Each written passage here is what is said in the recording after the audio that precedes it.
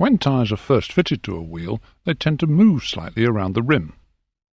This phenomenon is called creep, and at this stage it's considered normal. After the tyres settle down, however, this movement should cease. In service, the tyre may tend to continue to creep around the wheel. If this creep is excessive on a tyre fitted with an inner tube, it will tear out the inflation valve and cause the tyre to burst. Creep is less of a problem with tubeless tyres, as long as the tyre bead is undamaged and any pressure drop is within limits. Creep is less likely to occur if the tyre air pressure is correctly maintained. To assist in this, tyre manufacturers specify a rated inflation pressure for each tyre. Witness marks called creep marks are painted both on the bead of the tyre and on the flange of the wheel. When the tyre is first fitted to the wheel, the creep marks will be fully aligned with each other, as shown here, and in a perfect world would remain that way for the life of the tyre. However, for a variety of reasons, including heavier than you would like landings, harsh braking and low tyre pressures, the tyre will move around the wheel and the creep marks will move in relation to each other. Movement of the tyre around the wheel must not be such that the creep marks become fully misaligned with each other, as illustrated here. During your pre-flight inspection, tyre covers must be examined for cuts, bulges, embedded stones, metal or glass, signs of wear, creep, etc. Embedded stones, metal, glass, etc. must be removed, and the cuts probed by a technician to ascertain their depth. Cuts in the tyre cover penetrating to the cords render the tyre unserviceable. The cords will be recognizable as pieces of white fibrous material embedded in the rubber of the tyre. Whether or not the tyre can either be repaired or must be renewed is governed by the depth of the cut. Bulges may indicate a partial failure of the casing. If the fabric is fractured, then the tyre must be renewed. Any flat spots on the tyre tread, especially those caused by skidding or aquaplaning, must be examined with great care to determine if the fabric of the tyre has been weakened unduly.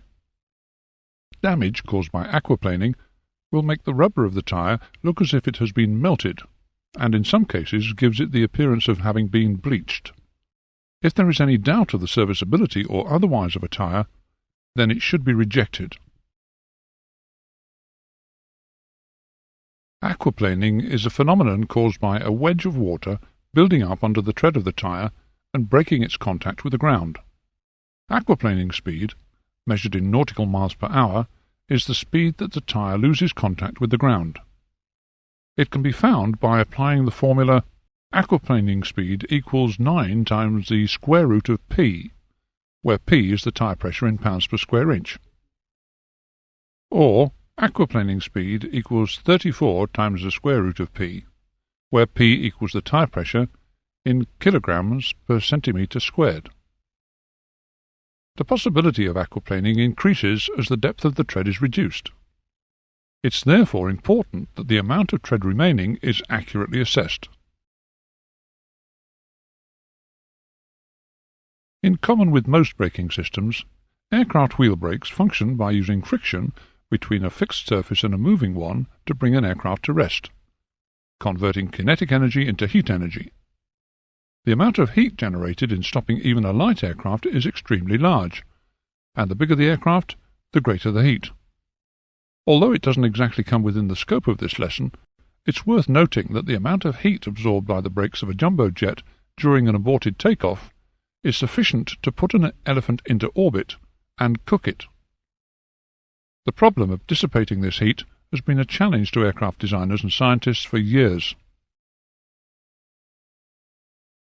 Most light aircraft now use hydraulically activated disc brakes as their means of slowing down or stopping. These use a series of fixed friction pads bearing on or gripping a rotating disc, similar in principle to the disc brakes on a car. The friction pads are made of an inorganic friction material, and the discs are of forged steel with a specially case-hardened surface. It's this surface and interior structure combination which causes the plates to explode if doused with a liquid fire extinguishant when they are red hot. In the unfortunate event of a wheel or brake fire, the best extinguishant to use is dry powder.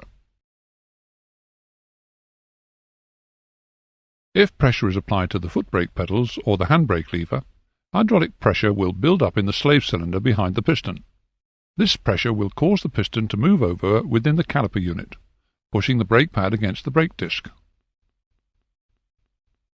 The reaction of the right-hand brake pad pushing against the disc will cause the caliper unit to move in the opposite direction to the piston, carrying the left-hand brake pad with it until the disc is squeezed between the two pads.